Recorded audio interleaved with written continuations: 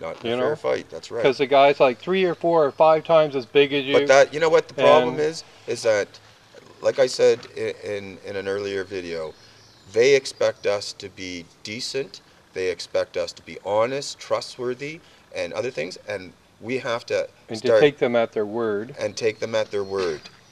Not anything on tape, not anything signed, because they won't allow that, of course. Because if you ever brought it back and showed it to them, this is what they said, and this is the agreement that we made verbally. They deny it. They'll deny it, right? Or they'll use your words and twist them around, and then what are you going to say? No, they're lying, Judge? Yeah, the judge will just laugh at you because he was probably a lawyer for the ministry before he became a judge, you know? And there's another problem, folks. You know, there's so much bias in the courtroom that most people don't have a hope in hell of winning against the ministry even before they step through the doors. As a matter of fact, here in BC, I think it was between 97 and 2000, not one child that was taken into the care of MCFD was returned to their parents. Without conditions attached. Without conditions attached. Now, how can that be? You know, like, I mean, if I can see a couple of people, you know, having their children taken away because the children were in real need, you know. But when you're such a large organization, you're going to make mistakes. So why were those children? Those aren't even mistakes, but what people don't understand. Why weren't they returned? Why weren't they returned? Because they're making money. It's all about making money. And they can't admit they made a mistake, because if they do, foster parents then they will be sued. Make a fortune. You can have up to 5 kids. You can make up to $1,200 per kid. Do the math. But you guys, people who've never had their kids apprehended don't understand. They think only people who deserved it get investigated. Only people who deserve to have their children taken away. It takes a phone call. I don't deserve it. Well, you know One phone call and last week, you know, pointing the finger at you, and that's where it ends. Last week, the RCMP busted in. I believe it was the RCMP. It could have been the Vancouver Police. Busted into this home. Or Saanich Police. Saanich, that's where it was, here on the island, right? Saanich Police busted into this home, took apart this family's home, and, you know, and scared the living daylights out of not only the children, but the parents, okay, on somebody else's word, okay? They never investigated, they never sat out in front of the house to make sure everything was kosher, like this third party had said, you know, that they were big drug dealers and that their house was used for a grow-up. They didn't say that, or they didn't do that. They didn't investigate at all. They just took this person at his word and totally devastated these people, and then wouldn't apologize, or haven't apologized, as far as I know, to this point. But the damage is done to that family. The damage is done to this family. And that's what they're doing to us with the ministry. They just come in, and story after story of the ministry just coming in and taking people's kids. I mean, we've been fighting for a while to try and get a law change so that within 30 to 90 days they have to prove in court that there was a need to take the children, and they never do. They want to wait 2, 3, 4 years before it ever goes to court. And by then, the family's never going to be the same. The children are destroyed. The family's destroyed. People will never be the same. How are you supposed to hold down a job day after day knowing that your children are being destroyed, knowing that you're never going to see your children? Are they being raped? Are they becoming one of the statistics in that warehouse full of dead foster kids that are never been investigated?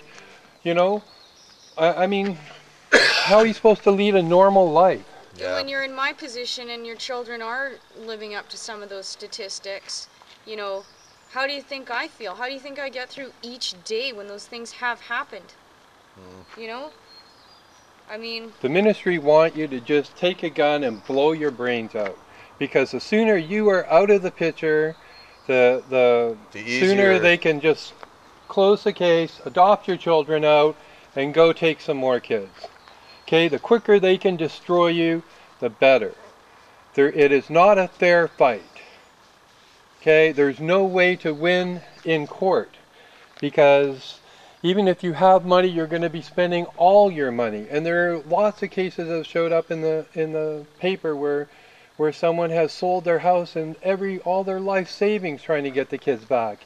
And then what? Even if they won, They don't get their money back. They don't get life their is house never the back. same. Yeah, I know. I know. There was actually a news article that was supposed to be written in Toronto, and it was about all the homeless men that were sleeping in their cars, and they wanted to go around and ask all the reasons why, and they found out that it was because um, they were put out in the street by judges.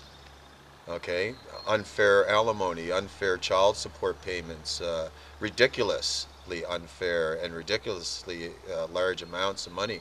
There were guys making, let's say just $2,000, and his alimony and child support payment would be $1,999, living in $1 to live on. So he couldn't afford his apartment, couldn't afford food, and could only live in the car. And then the police came along and took your car away.